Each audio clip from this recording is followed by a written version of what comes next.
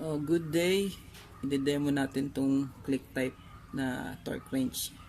So adjustable siya 1/2 dito sa Hyundai Getz na lug sa gulong ng Hyundai Getz.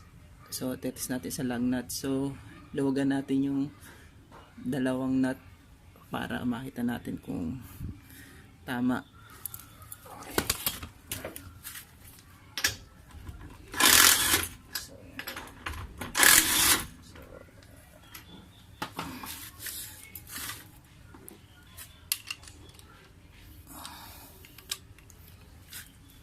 So sa Hyundai Getz, ang higpit niya is around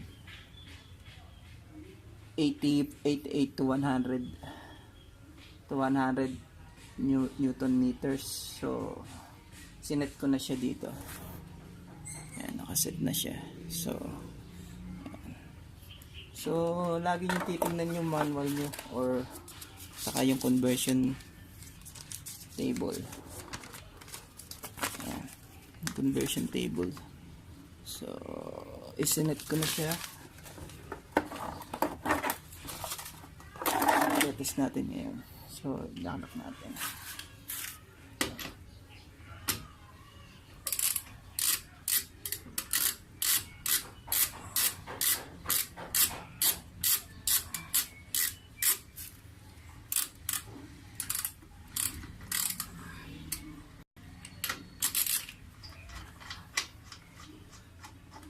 So, i-hand tight muna natin para hindi mabilis.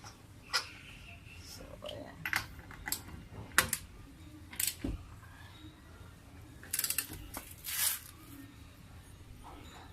So, ayan. Lock na siya.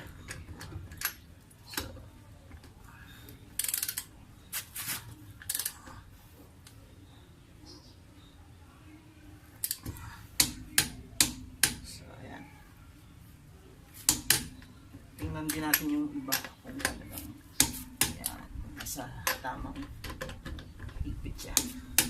So okay naman.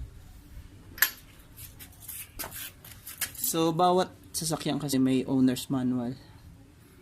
So check na lang kung ano yung check mo na lang doon kung ano yung tamang torque ng lug nut ng sasakyan nyo para hindi siya ma-over tight.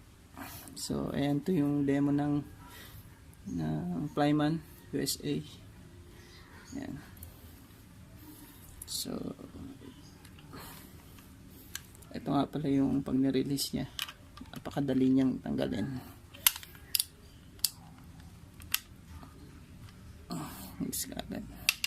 So if you like my video, please like and subscribe.